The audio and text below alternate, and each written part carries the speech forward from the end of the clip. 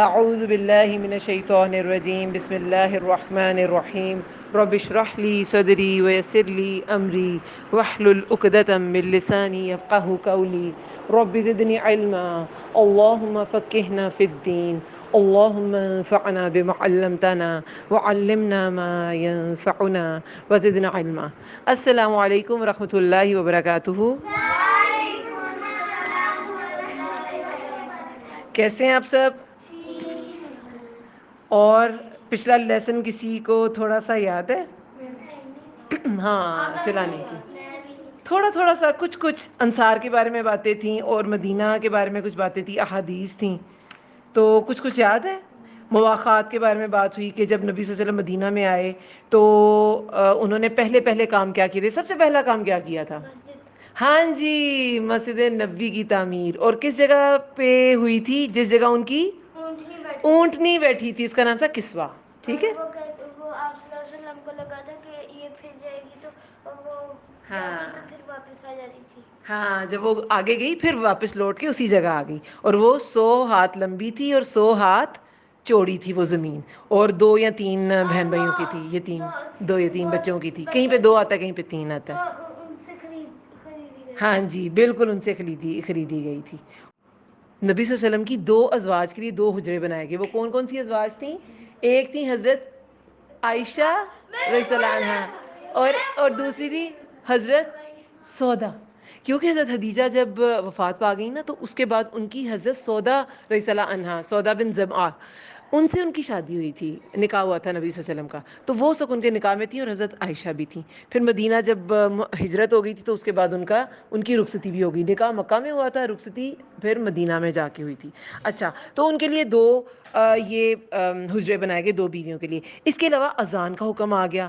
پہلے تو جب عمر علیہ السلام نے کہا کہ الصلاۃ جامعہ، نماز جمع کرنے والی ہے، آپ اعلان کریں لوگ جمع ہو جائیں گے، لیکن پھر کیا ہوا؟ عبداللہ بن زید کو خواب میں کیا آیا تھا؟ اذان کے الفاظ، اور کہیں پہ یہ بھی نہیں، وہ کوئی اور واقعہ تھا۔ وہ تھا، میں نے آپ کو عراق کا ایک واقعہ بتایا تھا کہ جب صحابہ کی قبروں میں پانی آ گیا تھا، یہ وہ واقعہ نہیں تھا۔ اس میں عبداللہ بن زید کو خواب آیا، اور کئی دوسری جگہوں پہ دوسری بکس میں ایسے آتا ہے نا کہ خواب میں انہیں کوئی شخص ملا تھا، تو انہوں نے کہا کہ میں نا وہ ایک کیا ہوتا ہے وہ بگل سا ناقوس، وہ اس شخص کے پاس وہ تھا، تو انہوں نے کہا عبداللہ نے کہ آپ مجھے یہ دے دیں۔ انہوں نے کہا اس کا کیا کرو گے؟ کہتے ہیں اس کے ذریعے لوگوں کو نماز کے لیے اکٹھا کروں گا۔ کہتے ہیں تو کیا میں تمہیں اس سے زیادہ اچھی چیز نہ بتاؤں؟ انہوں نے کہا بتا دیں۔ تو انہوں نے اس شخص نے، جو خواب میں شخص ملا تھا نا، اس شخص نے ان کو اذان کے الفاظ بتائے تھے، اور پھر نبی صلی اللہ علیہ وسلم نے کہا کہ انہیں تم بلال رضی اللہ عنہ کو بتا دو۔ اور جب انہوں نے اذان دی تو کون اپنی چادر گھسیٹتے ہوئے آگے تھے جب بلال رضی اللہ عنہ نے اذان دی؟ حضرت عمر رضی اللہ عنہ، کہ میں نے بھی یہی الفاظ سنے ہیں اپنے خواب میں۔ تو خواب جو ہے نا وہ نبوت کا 40واں حصہ ہے۔ اب نبوت تو نہیں آ سکتی، نبی صلی اللہ علیہ وسلم آخری نبی تھے، لیکن خواب میں اللہ تعالیٰ کچھ نہ کچھ، کوئی نہ کوئی سچی بات بتا سکتے ہیں۔ کبھی کبھی کچھ لوگوں کو ایسے خواب میں سچی باتیں آ جاتی ہیں، لیکن وہ اب کیسی ہوتی ہیں، کون سے خواب سچے ہوتے ہیں، یہ ایک الگ علم ہے۔ آپ ہر خواب سچا نہیں ہوتا۔ ہر کسی کو وہ آتی ہے کوئی نہ کوئی سچی بات۔ نہیں، ہر ایک کو نہیں آتی، بالکل بھی نہیں آتی، کبھی کبھی کسی کو۔ یہ اللہ تعالیٰ جسے دکھانا چاہتا ہے اسے ہی دکھاتا ہے خواب میں کوئی چیز۔ بہت سے خواب شیطانی بھی ہوتے ہیں، کیونکہ جب آپ سوئے ہوتے ہیں تو شیطان بھی آپ پہ غالب آ سکتا ہے، اور وہ شیطانی خواب آپ کو دکھا سکتا ہے۔ ہاں تو کوئی بات نہیں، کسی دن بس اعوذ باللہ پڑھتے ہیں اور اللہ سے پناہ مانگتے ہیں کہ اللہ مجھے اس خواب کے شر سے بچا۔ جوکر، وہ آپ نے کوئی ایسے ڈرامہ یا مووی دیکھی ہوگی جس میں جوکر ہوگا، ہے نا؟ اچھا، بس جو بھی نظر آتا ہے نا، برا خواب کسی کو نہیں ڈالتے۔ اعوذ باللہ پڑھ لیتے ہیں، اعوذ باللہ من الشیطان، بائیں طرف اپنے لیفٹ سائڈ پہ تھو تھو، اتنا نہیں کہ تھو کی پھینک دیں، بس تھو تھو تھتکار دیتے ہیں، اعوذ باللہ پڑھ کے سو جاتے ہیں، ٹھیک ہے؟ ہاں جی۔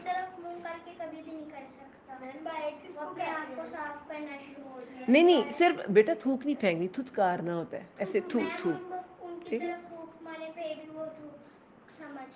ہاں تو وہ ہوتا ہے کچھ لوگوں کو نا وہم ہوتا ہے، کوئی بات نہیں، مجھے بھی ہو جاتا ہے کبھی کبھی، مجھے بھی ہوتا ہے کبھی کبھی۔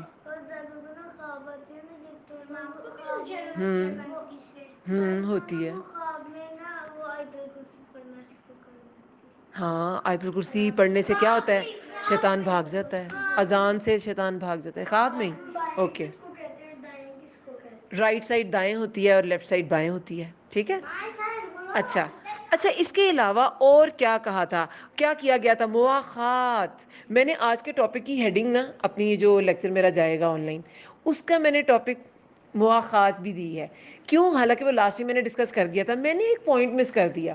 اور مزے کی بات ہے، آپ تو چلو ایک دو بڑے اسٹوڈنٹس ہیں، سارے چھوٹے بچے ہیں.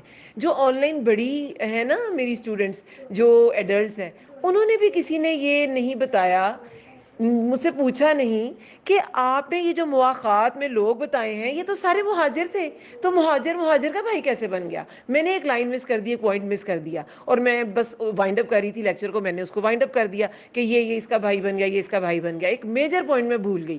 اچھا، مصعب بن عمیر مکہ کے رہنے والے تھے نا، ان کی والدہ نے ان سے کیا، ان کے کپڑے، ان کی ساری لگژریز ان سے لے لی تھی، اور انہیں بھوکا رکھتی تھی کہ ان کی جو اسکن تھی وہ سانپ کی کیچلی کی طرح اترنا شروع ہو گئی تھی، جیسے سانپ جو ہے نا اپنی اسکن شیڈ کرتا ہے. تو مصعب بن عمیر کا میں نے آپ کو بتایا تھا کہ نبی صلی اللہ علیہ وسلم نے انہیں سعد بن نبی وقاص کا بھائی بنا دیا، ٹھیک ہے. زبیر بن العوام کو عبداللہ بن مسعود کا. کسی نے مجھ سے نہیں پوچھا کہ یہ تو سب مکہ کے لوگ تھے. مصعب بن عمیر مکہ کے تھے تو سعد بن نبی وقاص بھی مکہ کے تھے، زبیر ابن العوام مکہ کے تھے تو ابن مسعود بھی مکہ کے تھے. تو کسی نے پوچھا ہی نہیں ہے. کیوں نہیں پوچھا آپ لوگوں نے؟ میں آپ کو نا اس کا آج آنسر دینا ہے کہ یہ جو دو مکی لوگ تھے نا، ایکچولی مواخات جو ہے نا، بھائی بھائی بنانا، یہ 2 دفعہ ہوا تھا. ایک دفعہ مکہ میں ہوا تھا، ایک دفعہ مدینہ میں ہوا تھا.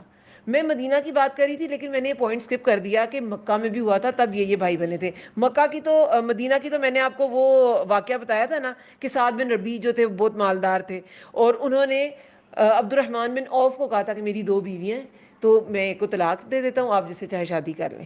اور لیکن انہوں نے کہا نہیں، مجھے آپ بازار کا راستہ بتائیں، اور پھر انہوں نے خود ہی تھوڑا سا کام کرنا شروع کر دیا. تو اسی طرح بنے تھے. لیکن ایک دفعہ مکہ میں بھی نبی صلی اللہ علیہ وسلم نے نا مختلف لوگوں کو بھائی بھائی بنا دیا تھا.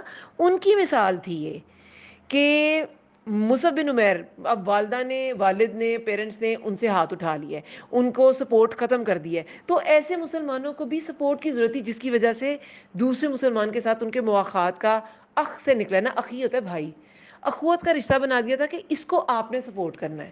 تو مصعب بن عمیر کو سعد بن نبی وقاص، وہ بھی مکہ کے ہی تھے، اور زید بن حارثہ کو حمزہ، یہ دونوں بھی مکہ کے تھے. زید بن حارثہ نبی صلی اللہ علیہ وسلم کے غلام تھے، آزاد کردہ غلام، اور حمزہ رضی اللہ عنہ جو تھے وہ نبی صلی اللہ علیہ وسلم کے چچا تھے، رضائی بھائی بھی تھے، چچا بھی تھے. تو یہ دونوں بھی مکہ کے تھے. زبیر ابن العوام بھی مکہ کے تھے، اسماء رضی اللہ عنہا کے ہسبینڈ تھے، اور ابن مسعود بھی مکہ کے تھے. یہ مکہ کے دور کی مواخات کی بات تھی. میں نے جلدی میں بتا دی اور کہا ہی نہیں کہ ایک بار مکہ میں ہوا تھا، اور کسی نے پوچھا بھی نہیں کہ تو مکہ کے لوگ مکہ والوں کی بن گئے. پچھلے لیسن میں نے آپ کو بتایا تھا کہ تقریباً 90 لوگ تھے جنہوں نے مطلب یہ مواخات کا، جن میں یہ کانٹریکٹ ہوا یا ان کو بھائی بھائی بنا دیا گیا. آدھے انصار کے تھے اور آدھے مہاجرین کے تھے. لیکن کہیں پہ 186 بھی آتا ہے کہ 186 مدینہ کے لوگوں نے مواخات کی تھی، ایسے بھی آتا ہے. بتایا تھا کہ وہ انصار کے لوگ آپ صلی اللہ علیہ وسلم کی بڑی خدمت کرتے تھے، بہت اور زیادہ. آپ صلی اللہ علیہ وسلم کو وہ حفاظت بہت زیادہ کرتے تھے. بیٹا آپ سے اور وسلم کی، آپ نے اور انہوں نے آپ نے بتایا تھا کہ آپ صلی اللہ علیہ وسلم نے کہا تھا کہ یہ انصار جو ہے میری جان ہے. ہاں میرا جسم میری جان ہے، اور دنیا میں لوگ بڑھتے رہیں گے اور انصار کم ہوتے رہیں گے. یہ انصار کی فضیلت پہ یہ ساری احادیث تھی نا. دیکھیں انصار نے ان کے بارے میں قرآن میں بھی کیا آیا تھا کہ وہ جو کچھ انہیں دیا جاتا ہے اس کی دل میں کوئی حرص نہیں رکھتے. یعنی کہ انہوں نے، اور وہ لوگ جنہوں نے دارالہجرت میں پہلے سے ٹھکانہ بنایا، یعنی وہ پہلے سے ہی یثرب میں، مدینہ میں موجود تھے اور ایمان لائے، تو جو ان کے پاس ہجرت کر کے آتا ہے اس سے محبت کرتے ہیں. جو انہیں دیا جائے اپنے سینوں میں اس کی ضرورت محسوس نہیں کرتے. یعنی انہیں کچھ آفر بھی کیا جائے تو کہتے تھے ہمیں نہیں چاہیے، اور اپنے پر اوروں کو یعنی مہاجروں کو ترجیح دیتے ہیں. یہ انصار کی بہت بڑی کوالٹی تھی. دیکھیں وہ خود مالدار تھے.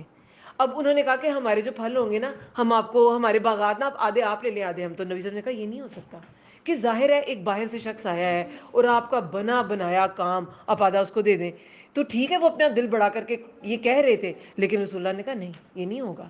پھر انہوں نے کہا اچھا چلیں ٹھیک ہے، آپ ہمارے باغوں میں یا ہمارے لیے کاشتکاری کیا کریں، محنت کیا کریں، تو ہم نا پھل آپ کو آدھا دے دیا کریں گے. نبی صلی اللہ علیہ وسلم نے کہا ہاں یہ ٹھیک ہے، کہ ٹھیک ہے وہ محنت کریں گے، انہیں اپنے محنت کے حصے کا پھل مل جائے گا. تو نبی صلی اللہ علیہ وسلم نے کہا یہ ٹھیک ہے. ایسا نہیں ہوا کہ انصار نے اگر بہت زیادہ آفرز کی تو وہ ساری آفرز ایکسیپٹ کر لی گئی، ان کو ویلیو بھی کیا گیا اور ان کے ساتھ کوشش یہ کی گئی کہ کسی بھی طرح کی انصار کے ساتھ بھی زیادتی نہ ہو. سمجھ آئیے؟ سمجھ آ رہی ہے شارب آپ کو؟ شاباش. اچھا بی اٹینٹو بیٹا.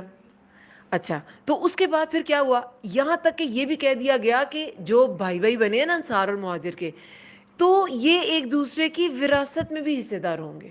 لیکن بعد میں جب قرآن میں وراثت کے احکامات آئے تو پھر یہ منسوخ کر دیا گیا، یعنی کہ پھر کوئی بھی رشتہ دار، کوئی بھی فرینڈ، کوئی بھی ہمسایہ وراثت میں حصے دار نہیں ہوگا. وراثت میں صرف خون کے رشتے آپ کے مالک ہوتے ہیں، آپ کی وراثت کے.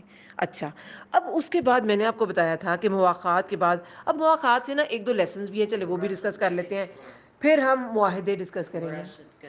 وراثت بیٹا جب ایک انسان فوت ہو جاتا ہے نا تو اس کا مال جو پیچھے چھوٹ رہ جاتا ہے، اب انسان یہ گھر لے کے تو نہیں قبر میں جائے گا نا، اپنا سارا پیسے لے کے تو نہیں قبر میں جائے گا، وہ رہ جاتے ہیں، وہ باقی اس کے ورثاء، اس کے والی وارث جسے کہتے ہیں نا، ان میں تقسیم ہوتے ہیں. وہ ہوتی ہے وراثت، اور جن میں تقسیم ہوتے ہیں وہ ہوتے ہیں وارث. جیسے اولاد وارث ہے، سب سے پہلے تو اولاد وارث ہوتی ہے. اگر اس کے پیرنٹس ہیں تو تھوڑا سا حصہ انہیں بھی ملتا ہے، بیوی ہے تو 8واں حصہ اسے بھی ملتا ہے، لیکن اولاد بیسک وارث ہوتی ہے.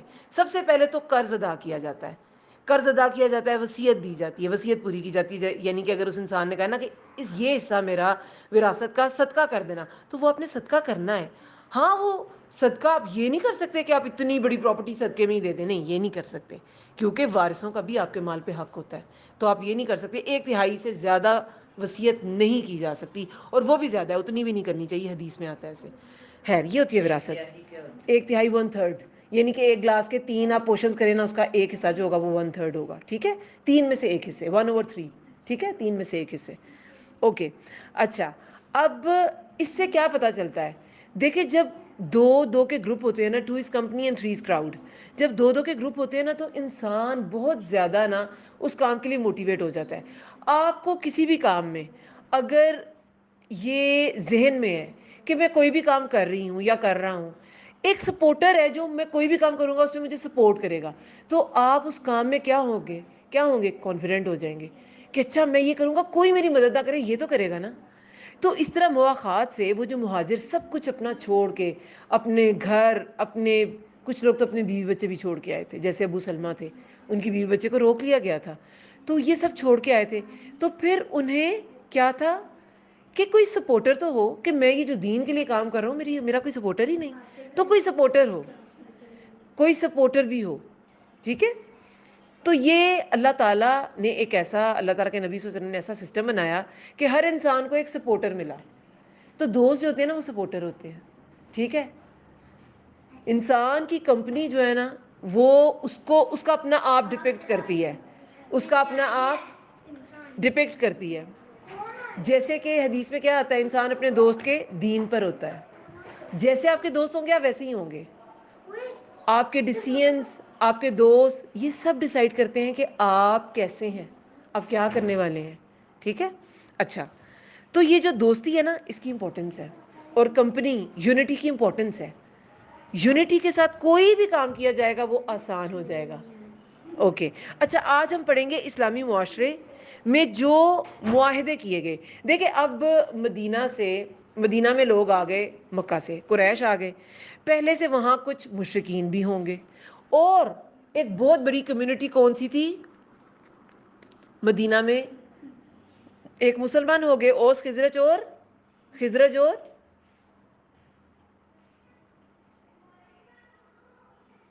یہود تھے. ادھر یہود تھے. یہود کے 3 بڑے بڑے قبیلے تھے وہاں پہ، بنو نذیر، بنو قینقاع اور بنو قریظہ. ٹھیک ہے، اور بنو قریظہ سب سے اینڈ پہ نکالے گئے تھے. خیر ان کے بارے میں بھی ڈیٹیلز آئیں گی. اب میری بات غور سے سنیں. جو مسلمان تھے نا ان کے ساتھ کچھ معاہدے کیے گئے تاکہ مسلمان بالکل یونائٹڈ ہو جائیں، اور کچھ یہود کے ساتھ معاہدہ کیا گیا کہ یہود مسلمان تو نہیں ہیں لیکن وہ مسلمانوں کے خلاف نہ کسی بھی طریقے سے جائیں، تو ان کے ساتھ نہ معاہدے کیے گئے، ان کے ساتھ ایگریمنٹس کیے گئے کہ اس کے خلاف نہیں جانا، تاکہ یہ واقعی ایک اسلامی ریاست بن جائے۔ اگر یہ معاہدے نہ ہوتے نا، کبھی بھی مدینہ اسلام کی ریاست نہ بنتا۔ ان معاہدوں میں آپ غور کرنا، میں آپ کو پڑھ کے سناؤں گی، ایسی چیزیں تھیں جس سے سارا جو اتھارٹی تھی نا وہ نبی صلی اللہ علیہ وسلم کو ملی۔ یہود کے ساتھ بھی جو معاہدے کیے گئے تھے اس میں بھی آپ دیکھیے گا، ابھی میں آپ کو نا مسلمانوں کے ساتھ جو معاہدہ تھا وہ پڑھ کے سناتی ہوں، نہیں بھی سمجھ آئے گی نا، لیکن اس کو پڑھے بغیر ہم آگے موو نہیں کر سکتے، کیونکہ یہ مدینہ کی ریاست کی بنیاد تھی یہ معاہدے، تو اس کو ہم اسکپ نہیں کر سکتے۔ چھوٹے بچوں کو اتنی نہیں سمجھ آئے گی، کوئی بات نہیں، میں سمجھانے کی کوشش کروں گی، ہاں آ جائے گی انشاءاللہ۔ لیکن جو بڑے ہیں نا، کچھ آن لائن ایڈلٹ اسٹوڈنٹس ہیں، بڑے اسٹوڈنٹس ہیں، تو ان کے لیے فائدہ مند ہوگا، وہ دیکھیں گے کہ اچھا کس طرح انسان کو، لوگوں کو اکٹھا کرنے کے لیے کچھ چیزوں کا باؤنڈ ہونا پڑتا ہے، کچھ رولز کا باؤنڈ ہونا پڑتا ہے۔ اگر آپ رولز کے باؤنڈ نہیں ہوتے، آپ کبھی بھی یونائٹڈلی کوئی کام نہیں کر سکتے۔ اگر اسکول میں ٹیچرز سختی نہ کریں کہ آپ نے ایک ہی ٹائم پہ سب نے کلاس لینی ہے، ایک ہی ٹائم پہ آف ہونا ہے، تو کیا ہو، اسکول مینیج ہی نہیں کر سکتا بچوں کی کلاسز۔ کوئی کلاس کے 15 منٹ بعد آ رہا ہے، کوئی آدھے گھنٹے بعد آ رہا ہے، تو وہ کلاس چلے گی نہیں، کوئی بچہ پیچھے رہ جائے گا، کوئی آگے چلا جائے گا۔ تو یہ جو باؤنڈ ہونا ہے نا بہت ضروری ہے، ٹھیک ہے۔ اچھا میری بات سنیں، جو مسلمانوں کے ساتھ معاہدے کیے گئے وہ کیا تھے؟ اس میں یہ تھا کہ قریش اور یثرب کے مومنین، قریش سے کون آئے تھے؟ مہاجر، اور یثرب کے کون تھے؟ عبداللہ بتائیں گے۔ یثرب کے کون تھے؟ قریش کے مسلمان تھے مہاجر، اور یثرب کے کون تھے؟ مدینہ کے؟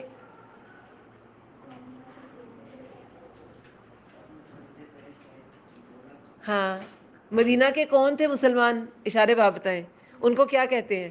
قریش کے مسلمانوں کو تو مہاجر کہتے ہیں، مدینہ کے ہاں انصار، سار نہیں انصار، پنساری نہیں انصاری اچھا انصار تھے وہ، ٹھیک ہے، شاباش، تھوڑا سا اسکپ کر گیا نا بھئی، ایک لیٹر ہم نے ایڈ کر دیا، کوئی بات نہیں، انصار۔ اب یہ جو مہاجر اور انصار تھے نا، ان میں معاہدے ہوئے۔ اچھا اس میں کیا ہوا کہ یہ دونوں جو مسلمان ہیں نا، اور ان کے ماتحت ہو کر ان کے ساتھ ملنے والے، یعنی کہ جو ان کے حلیف ہیں، جو ان کے سبارڈینیٹس ہیں وہ بھی، اور جہاد کرنے والے، سب لوگ جو مسلمان ہیں نا وہ ایک امت بن جائیں گے، وہ ایک، یعنی کہ جو جہاد کرنا ہے، جو ڈیسیژنز لینے ہیں، سب لوگوں نے مل کے اسے سپورٹ کرنا ہے۔ دوسرا کیا تھا؟ ان کی دیت کی ادائیگی۔ دیت کیا ہوتی ہے؟ کسی سے قتل ہو گیا تو اس کو آپ نے کفارے کے طور پہ اس کو کچھ رقم ادا کرنی ہے۔ اب وہ کبھی کبھی ایک پارٹی، ایک خاندان نہیں ادا کر سکتا، تو کیا ہوتا ہے کہ سب مل کے اس کو ادا کریں گے، سب نے یونائٹڈلی کام کرنا ہے۔ ان کی دیت کی ادائیگی اور قیدی کی رہائی، قیدی کی رہائی کے لیے بھی آپ کو فدیہ دینا پڑتا تھا، تو وہ اگر کوئی نہیں چکا پا رہا، نہیں ادا کر پا رہا، تو سب مل کے دیں گے۔ یہ سب چیزیں جو پوائنٹس ہیں نا، یہ مسلمانوں کے ساتھ معاہدہ تھا، یہ مسلمانوں کو یونائٹ کرنے کے لیے تھا۔ کسی کو بھی، کسی بھی قوم میں یونٹی پیدا کرنے کے لیے آپ کو ایگریمنٹس کرنے پڑتے ہیں، اور اگر آپ ان ایگریمنٹس کو فالو نہیں کرتے، آپ کبھی بھی یونائٹڈ نہیں ہو سکتے۔ ہمارے ہاں کیا ہوتا ہے، ہم لوگ ایگریمنٹس، جو ہمارا اپنی قوم کے ساتھ ایگریمنٹ ہے نا، سچائی کا، دیانتداری کا، ہمارے جو ورکرز ہوتے ہیں، سرکاری ملازم ہوتے ہیں، وہ جو عہد کر کے ملازمت سٹارٹ کرتے ہیں، جاب سٹارٹ کرتے ہیں کہ ہم ایمانداری سے اپنا کام کریں گے، ہم رشوت نہیں لیں گے، ہم ہر ایک کی خدمت کریں گے، ہم کسی کو غریب امیر میں فرق نہیں کریں گے، وہ ان سب معاہدوں کی پاسداری نہیں کرتے، اس لیے ہمارا یہ حال ہے۔ جب تک آپ لوگ، اب جس آپ امانت کے امانت دار ہیں، یہ امانت ہوتی ہے نا، میں نے آپ کو امانت کیا بتایا تھا، امانت صرف مال نہیں ہوتا جو آپ کے پاس رکھایا جاتا ہے، ہر ذمہ داری امانت ہے، ہر بات امانت ہے، ہر راز امانت ہے، بتایا تھا نا میں نے آپ کو سٹارٹ میں بالکل۔ تو جب تک امانت دار امانت کے جو رسپانسبلٹی اس کو فلفل نہیں کرتا نا، وہ معاشرہ کبھی ترقی نہیں کرتا، اس لیے ہمارے یہاں ترقی نہیں ہے۔ تو انہوں نے پہلے ہی بنیاد بنا دی، نبی صلی اللہ علیہ وسلم نے پہلے ہی ایگریمنٹ کر لیا کہ آپ نے یہ سب کرنا ہے۔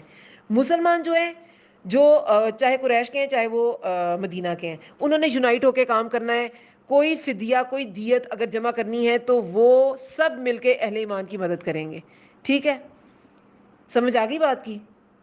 اچھا، اور یہ لوگ مفسد، اور اس پہلے کیا تھا کہ قریش کے اور یثرب کے مسلمان، یعنی کہ مہاجر اور انصار جو ہیں وہ جہاد کرنے والے، یہ سب ایک امت بن کے رہیں گے۔ پھر بتایا کہ فدیہ اور دیت میں ایک دوسرے کی مدد کریں گے، پیسے ادا کرنے میں، چاہے وہ قصاص کے ہیں چاہے وہ اس کے ہیں قیدی کو رہائی کرانے کے لیے، قیدی کی رہائی کے لیے۔ تیسرا کیا تھا؟ مفسد لوگ ظالم اور باغی، یہ سب لوگ جو ہے نا جو مسلمان امت بن گئے ہیں، یہ لوگ مفسد، فساد کرنے والے، ظالم اور باغی کے خلاف ایک ہاتھ ہو کر اٹھیں گے، یعنی کہ یونائٹڈلی ان کے خلاف لڑیں گے۔ یہ نہیں ہوگا کہ ایک مسلمانوں کا گروپ کے ہاں ان کے خلاف لڑتے ہیں، دوسرا کہ نہیں نہیں نہیں ان میں نا وہ میرا جاننے والا، ان کے خلاف نہیں لڑنا۔ اگر وہ فساد کرنے والے ہیں تو یہ نہیں دیکھنا کہ یہ میرا جاننے والا یہ نہیں جاننے والا، ایک ہو کے لڑنا ہے، چاہے وہ ان کی اپنی اولاد ہی کیوں نہ ہو۔ یہ بھی معاہدے میں لکھا تھا کہ چاہے ان کی اپنی اولاد ہی کیوں نہ ہو، اگر وہ مفسد ہے، وہ فساد کر رہی ہے، تو سب مسلمانوں نے ایک ہو کے اس کے خلاف لڑنا ہے۔ اور جو پہلا مارکا ہوا تھا نا بدر، غزوہ بدر، اس میں کتنے لوگ اپنے ہی رشتہ داروں سے لڑے تھے، کیونکہ ایمان کا رشتہ پہلے ہے اور باقی سارے رشتے بعد میں ہیں۔ ہاں اگر ایمان کے رشتے میں دوسرے رشتے ہیں، جیسے کہ آپ کا رشتہ دار ہے اور مومن بھی ہے، تو پھر وہ آپ کا وارث بھی ہوگا۔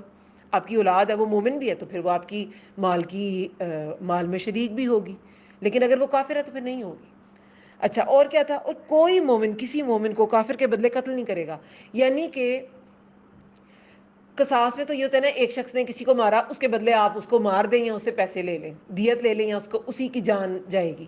لیکن مومن کے بدلے آپ کافر کے بدلے مومن کو نہیں مار سکتے۔ ایک کافر کا قتل ہوا، آپ اس کے بدلے مومن کو نہیں ماریں گے۔ اگر یہ رول نہ سیٹ کیا جاتا تو پھر تو آئے دن مسلمانوں کو سازشوں میں گرا گرا کے تو انہیں شاید قتل کر دیا جاتا، کہ یہ مسلمان اس قتل میں ملوث ہے، یہ مسلمان اس قتل میں ملوث ہے، چلو جی اب ان کو بھی مار دو۔ تو ایسے رول سیٹ کیے گئے کہ مسلمانوں کو کوئی ویک نہ کر سکے، اور مسلمانوں کو بھی ایسے رولز بتائے گئے تھے۔ انہوں نے خواہ کسی کو قتل نہیں کرنا تھا، نہ ہی انہوں نے کبھی کیا۔ جو صحابہ تھے انہوں نے کبھی کسی کو ناحق قتل نہیں تھا کیا، کیونکہ قرآن میں کیا ہے، جس نے ایک انسان کو ناحق مارا اس نے ساری انسانیت کو قتل کر دیا۔ تو یہ اسلام میں جائز نہیں ہے۔ تو مومن کے بدلے کسی مومن کو کافر کے بدلے قتل نہیں کیا جائے گا، اور نہ کسی مومن کے خلاف کسی کافر کی مدد کی جائے گی، کہ کسی مومن کے خلاف کافر کی مدد کی جائے۔ کوئی کافر اسے نقصان پہنچانا چاہ رہے تو ہاں جی کافر کی مدد کر دو، یہ بھی نہیں ہوگا۔ پھر اور پانچواں پوائنٹ کیا تھا؟ اللہ کا ذمہ ایک ہے، لہٰذا ایک معمولی آدمی کا دیا ہوا ذمہ بھی سارے مسلمان پہ لاگو ہوگا۔ ایک انسان کی طرف کوئی ڈیوٹی ہے نا ایک مسلمان کی طرف، تو وہ سارے اس میں شامل ہوں گے، وہ سارے اس کی رسپانسبلٹی اٹھائیں گے، ٹھیک ہے۔ پھر جو یہود مسلمانوں کے پیروکار ہو جائیں ان کی مدد کی جائے گی اور دوسرے مسلمانوں کی طرح ہو جائیں گے، یعنی کہ اگر کوئی مسلمانوں کی کمیونٹی میں انٹر ہو جاتا ہے، اسلام قبول کر لیتا ہے، تو وہ بھی مسلمانوں کی طرح ہی اسے ہینڈل کیا جائے گا، ٹھیک ہے۔ اور مسلمانوں کی صلح ایک ہوگی، جس کی ایک مسلمان سے صلح اس کی سب سے صلح کر لی نا کسی نے، تو باقی سب بھی صلح کر لیں۔ اور 8 پوائنٹ کیا ہے؟ اور جو کسی مومن کو قصدن قتل کرے، جان بوجھ کے قتل کر دے، اس سے قصاص لیا جائے گا، اس سے پھر جان کا بدلہ جان، اس کی بھی جان لی جائے گی، سوائے اس صورت کے کہ مقتول یعنی کہ جس کو قتل کیا گیا اس کا ولی، اس کے جو گھر والے ہیں جو پیچھے رہ گئے ہیں، وہ راضی ہو جائیں کہ نہیں بھی معاف کر دو اسے، کوئی بات نہیں، چھوڑ دو اسے، پھر اسے معاف کر دیا جائے گا۔ اور اہل ایمان پر ضروری ہے کہ سب قاتل کے خلاف اٹھ کھڑے ہوں۔ اگر کوئی قتل ہوا کوئی مومن تو سب اس قاتل کے خلاف اٹھ کھڑے ہوں، یہ ضروری ہے۔ ہاں اگر کوئی خود معاف کر دے تو وہ ایک الگ بات ہے، ٹھیک ہے۔ پھر کسی مومن کے لیے حلال نہیں کہ کسی ہنگامے برپا کرنے والے، ہنگامے یعنی کہ کوئی فتنہ کسی نے پھیلا دیا، کسی نے فساد کر دیا، جیسے کہ جب غزوہ خندق ہوئی تھی تو غزوہ خندق نہیں، غزوہ تبوک،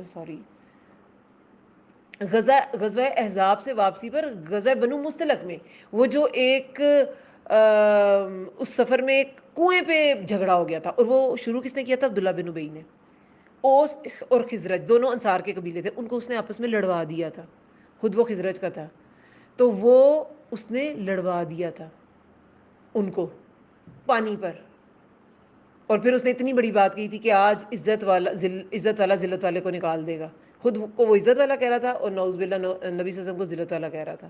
تو ایسا جو فساد کرنے والا نا اس کو کوئی سپورٹ نہیں کرے گا، یا بدعتی کی مدد کرے یا اسے ٹھکانہ مہیا کرے، کسی مومن کے لیے حلال نہیں ہے۔ بدعتی کیا ہوتا ہے؟ جو دین میں نئی چیزیں ایجاد کر لے، جو نبی صلی اللہ علیہ وسلم نے نہیں فرمائی، جو اللہ تعالیٰ نے نہیں کی، جو صحابہ کا طریقہ نہیں ہے، خود سے ایک چیز نہیں ایجاد کر لی تو وہ بدعت ہے، وہ بھی کسی مسلمان پہ حلال نہیں۔ اور تب تو نبی صلی اللہ علیہ وسلم موجود تھے ان میں، تو سب طریقے نبی صلی اللہ علیہ وسلم خود بتاتے تھے، اس کے علاوہ اگر کوئی کسی طریقے پہ جائے گا تو ایسا طریقہ ایجاد کرنا یا ایسا طریقہ کرنے والے کی مدد کرنا کسی مسلمان پہ جائز نہیں ہے، مسلمان پہ حلال نہیں ہے۔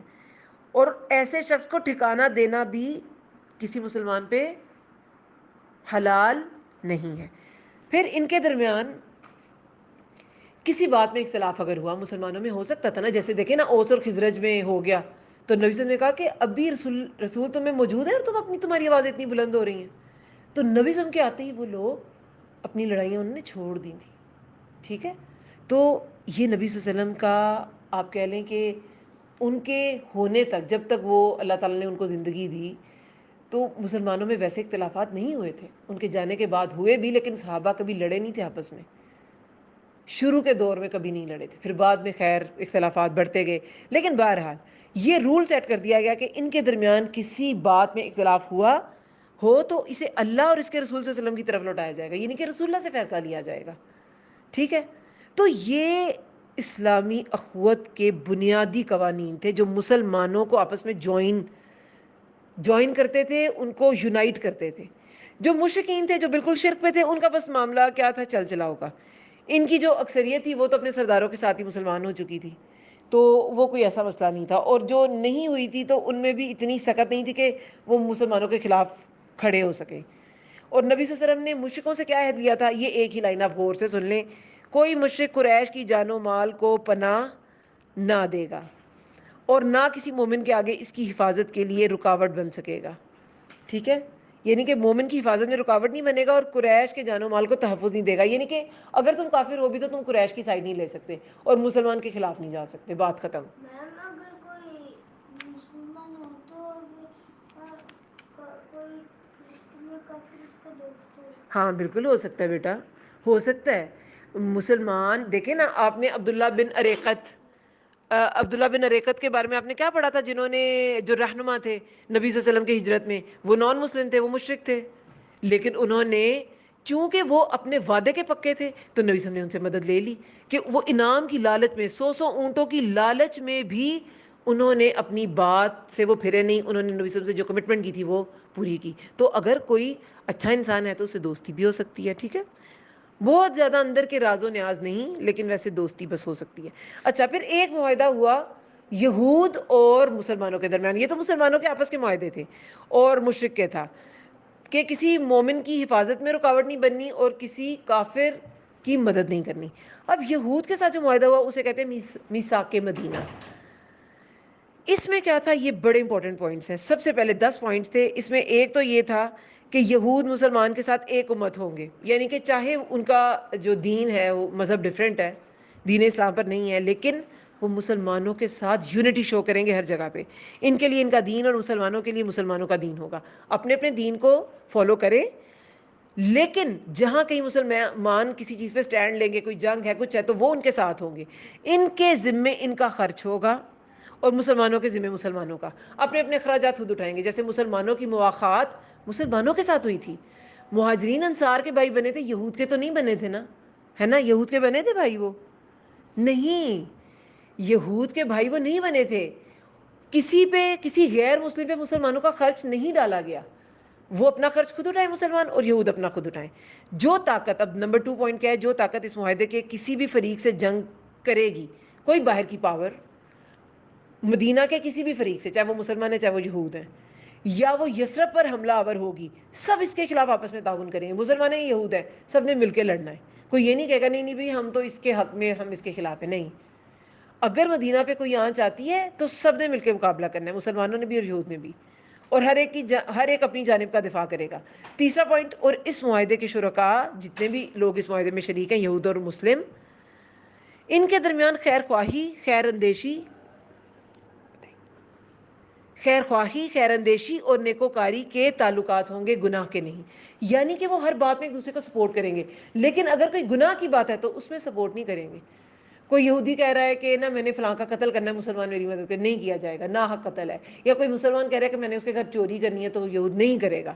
ٹھیک ہے, یہ صرف خیر خواہی, خیر اندیشی, اچھی چیزوں پر, نیکی پر ایک دوسرے کی مدد کریں گے. پھر نمبر 4, آدمی اپنے حلیف کے جرم میں نہیں پکڑا جائے گا. قبائلی نظام تھا, ایک حلیف دوسرے کے, حلیف کیا ہوتا ہے, فرینڈ, جس کے ساتھ معاہدہ ہوا ہوتا ہے. جیسے کہ جب سعد بن عبادہ کو پکڑ لیا, نہیں سعد بن عبادہ تو چلے گئے تھے,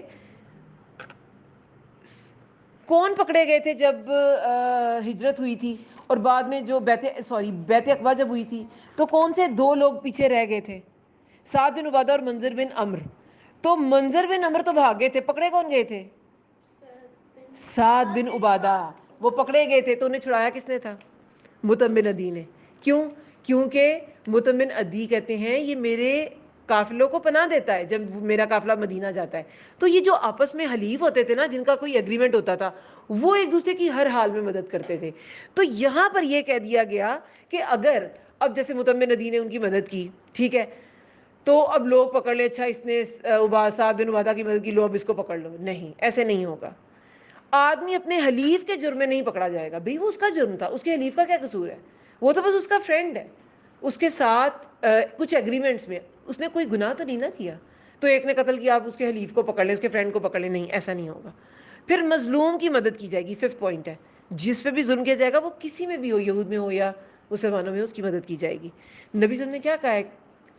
جس نے کسی ذمی کا حق مارا, قیامت کے دن میں اس ذمی کا سفارشی ہوں گا, میں اس کے حق میں لڑوں گا. کہ ذمی ہوتا ہے وہ نان مسلم جس کی ذمہ داری مسلم گورنمنٹ پہ ہوتی ہے. یعنی کہ مسلم گورنمنٹ میں اگر کوئی نان مسلم رہتا ہے, وہ ٹیکس بھی دیتا ہے, تو مسلم گورنمنٹ اس کی ذمہ دار ہوتی ہے, وہ اس کے ساتھ زیادتی نہیں کر سکتی. تو مظلوم کی مدد کی جائے گی, ٹھیک ہے, خواہ وہ کوئی بھی ہو. یہ یہود کے ساتھ کانٹریکٹ تھے. یہ اسلام کی دیکھیں کیسی اس کی کیسی خوبصورتی ہے کہ چاہے کوئی مسلم نہیں بھی ہے لیکن امن و امان کا کانٹریکٹ انہوں نے ساتھ رہنے والے کو بھی دیا ہے, ٹھیک ہے, اس پہ سائن کیا ہے. نمبر 6, جب تک جنگ برپا رہے گی یہود بھی مسلمانوں کے ساتھ خرچ برداشت کریں گے. یہود بھی مسلمانوں کے ساتھ, یعنی کہ مسلمان کسی, فرض کیا قریش کے ساتھ جو جنگیں ہوئیں, یہ معاہدہ کی جو یہ شک ہے نا, یہ جو پوائنٹ ہے, یہ آپ نے غور سے سنا ہے, ورنہ آپ کو آگے کی جنگیں سمجھ نہیں آئیں گی. آگے غزوہ بدر آنی ہے, احد آنی ہے, کہ کیوں یہود کو جلا وطن کیا گیا تھا. انہوں نے اس کی خلاف ورزی کی تھی, معاہدے کی خلاف ورزی. غداری جو ہے نا, وہ یہود میں اس کی سزائے موت تھی. غداری قابل قبول جرم نہیں تھا, قابل معافی جرم نہیں تھا یہود میں بھی. تو اس میں کیا کہا گیا 6 پوائنٹ میں, جب تک جنگ برپا رہے گی یہود بھی مسلمانوں کے ساتھ خرچ برداشت کریں گے, کہ وہ ساتھ ان کے تعاون کریں گے, خرچ برداشت کریں گے. اور مسلمان اگر کسی جنگ میں ہے تو یہ بھی ان کی مدد کریں گے. یہ ابھی اس پوائنٹ میں نہیں ہے, یہ آگے آپ سنیے گا. اس معاہدے میں نمبر 7 کیا ہے؟ اس معاہدے کے شرکاء پر یثرب یعنی کہ مدینہ میں ہنگامہ آرائی اور کچھ تو خون حرام ہوگا. جتنے بھی اس کے جو کمٹمنٹ میں جو شامل ہیں نا, مسلمان اور یہود, اوس خزرج, بنو قریظہ, قینقاع اور بنو نذیر, یہ سب سارے قبائل, انہوں نے آپس میں لڑائی نہیں کرنی, ٹھیک ہے. یثرب میں یہ فتنہ نہیں کر سکتے, لڑائی نہیں کر سکتے. پھر نمبر 8, اور اگر ان میں کوئی ہنگامہ یا جھگڑا برپا ہو جائے تو اس کا فیصلہ اللہ اور اس کے رسول کریں گے. یعنی کہ چاہے یہود کو بہت زیادہ امان دی گئی, لیکن فیصلہ اگر کوئی جھگڑا ہے نا تو رسول اللہ صلی اللہ علیہ وسلم کریں گے. ہاں, یہود کے آپس کا اگر کوئی جھگڑا تھا نا, اس کے بارے میں بھی ہم پڑھیں گے کہ وہ جو معاہدہ تھا نا, وہ جو یہود کا آپس کا فیصلہ ہے نا, کسی یہودیوں کے آپس میں ہی ہے, تو وہ خود بھی کر سکتے ہیں فیصلہ اپنے مذہب کے مطابق. لیکن اگر آپ نے فیصلہ رسول اللہ صلی اللہ علیہ وسلم کی طرف لے کے آئے ہیں تو پھر آپ کو ماننا پڑے گا. یہ بھی ان کے درمیان میں کانٹریکٹ تھا, لیکن یہودیوں نے اس کی بھی خلاف ورزی کی تھی. خیر وہ بعد میں آئیں گے واقعات. 9 پوائنٹ, قریش اور ان کے مددگاروں کو پناہ نہیں دی جائے گی. مکہ والے جو قریش والے ہیں, کفار کو پناہ نہیں دی جائے گی. نمبر 10, اور یہ معاہدہ کسی ظالم یا مجرم کے لیے آڑ نہ بنے گا. یعنی اس معاہدے سے کوئی ظالم ظلم کر کے, کوئی ناحق کوئی حرکت کر کے, کوئی جرم کر کے اس معاہدے کو آڑ نہ بنائے, اس سے فائدہ نہ اٹھائے. تو یہ جو قرارداد ہے نا, اس کے ذریعے مسلمان, مشرکین, یہود سب ایک کانٹریکٹ میں آ گئے کہ اب نا انہوں نے ایک ہو کے رہنا ہے. انہوں نے ریاست مدینہ کے خلاف کسی بھی طرح نہیں جانا. اور اگر یہ کانٹریکٹ نہ ہوتا تو ریاست مدینہ کبھی بھی اسلام کی پہلی ریاست نہ بنتا. یہ کانٹریکٹ تھے تو اندر کے نان مسلم بھی اسلام کو نقصان نہیں پہنچا سکے. اور پھر اس کے ساتھ ہی نبی صلی اللہ علیہ وسلم نے مسلمانوں کو دعوت اللہ, یعنی کہ اللہ کی طرف دعوت دینے کا کام بھی شروع کر دیا. مختلف مجالس میں تشریف لے کے جاتے, ان کے ساتھ بات کرتے, انہیں قرآن کی تلاوت کرتے, اللہ تعالیٰ کی طرف بلاتے اور لوگوں کا تزکیہ کرتے. یہ جو تربیہ ہے نا اور جو تزکیہ ہے, یہ بہت ضروری ہے. کہ انسان, تزکیہ کیا ہوتا ہے؟ زکو ہوتا ہے صاف, پاک کرنا, صاف کرنا. زکوٰۃ بھی اسی سے ہے, وہ آپ کے مال کو پاک کرتی ہے زکوٰۃ. تو تزکیہ نفس کو صاف کرتے، ایسی باتیں کہتے کہ آپ اپنے اندر سے غیبتوں کو، چغلیوں کو، بغض کو اور بری حرکتوں کو، بے حیائی کی باتوں کو، سب کو نکال دیں، اور پھر کتاب سکھاتے. پہلے نفس کو صاف کرتے تاکہ دل جو ہے نا وہ صاف ہو جائے، وہ کتاب کو، اللہ کی کتاب کو ایبزارب کر سکے، اور پھر وہ کتاب بتاتے تھے، اللہ کی کتاب یعنی کہ قرآن. ٹھیک ہے، تو کیا سمجھ آئی ہے؟ دیکھیں، ایک ہوتی ہے یونٹی ایز اے مسلم امہ، لیکن یہ جو یہود کے ساتھ معاہدہ ہے، یہ کس چیز کی یونٹی ہے؟ ایک یونٹی ہوتی ہے جو بالکل بیسک لیول پہ ہوتی ہے، جو انسانیت کے لیول پہ ہوتی ہے. جیسے قرآن میں کیا کہا گیا ہے؟ تمام انسان آدم کی اولاد ہے. اب ان انسانوں میں یہود بھی ہیں، کافر بھی ہیں، کرسچن بھی ہیں، سب ہیں. تو وہ جو ایک بیسک انسان کا انسان پہ حق ہے نا، وہ ہر ایک کو آپ دیں گے. قرآن میں کیا آتا ہے کہ جس نے ایک انسان کو ناحق قتل کیا، اس نے ساری انسانیت کو قتل کیا. یہ نہیں کہا کسی نے ایک مسلمان کو قتل کیا. تو جو ایک انسان ہونے کی عزت ہے نا، حضرت آدم علیہ السلام کی اولاد ہونے کی عزت ہے، وہ ہر مسلمان، ہر انسان کو دینی ہے. اور مسلمان کی تو حرمت، اللہ کے نبی نے فرمایا کہ مومن کی حرمت کعبہ سے بھی زیادہ ہے. اے کعبہ، تو اس زمین پہ سب سے زیادہ عزت والا ہے، لیکن ایک مومن کی حرمت تجھ سے بھی زیادہ ہے. مومن کی تو حرمت بہت زیادہ ہے. تو ہمیں آپس میں کتنی عزت سے بات کرنی چاہیے. کسی فرینڈ کے ساتھ بری بات یا اس کو گالی یا اس کو بلی کرنا چاہیے؟ کرنا چاہیے؟ نہیں کرنا چاہیے. اس کی عزت ہے تو عزت سے بات کرنی ہے. اور یہ وہ چیزیں ہیں جن کی وجہ سے آئندہ جو ہے وہ ریاست مدینہ میں یونٹی پیدا ہوئی. اور اس معاہدے کے خلاف جو گیا، پھر رسول اللہ صلی اللہ علیہ وسلم کو چونکہ اختیار دیا گیا تھا کہ وہ فیصلے کریں گے، تو پھر اس اختیار کے تحت جنہوں نے جب کبھی بھی ظلم کیا، جیسے کہ بنو قینقاع نے کیا، بنو نذیر نے کیا، بنو قریظہ نے کیا، تو انہیں مختلف اوقات میں کسی کو جلا وطن کیا گیا. جنہوں نے مسلمانوں کو قتل کرانے کی کوشش کی، ان کو پھر قتل بھی کیا گیا. وہ ہم آگے انشاءاللہ، بنو قریظہ کے ساتھ ہوا تھا معاملہ، وہ ہم غزوہ خندق، ساری غزوات اب باری باری آئیں گی، پھر اس میں ہم پڑھیں گے. ٹھیک ہے. غزوہ تبوک تو بالکل آخری غزوہ ہے بیٹا، جس میں نبی صلی اللہ علیہ وسلم نے شرکت کی تھی، وہ بالکل اینڈ پہ آئے گی. لیکن ابھی غزوہ بدر، پھر پہلے تو ہم دیکھیں گے کہ قریش کی جو فتنے ہیں وہ کیسے انہوں نے پھیلائے، وہ بھی ایک ٹاپک ہے.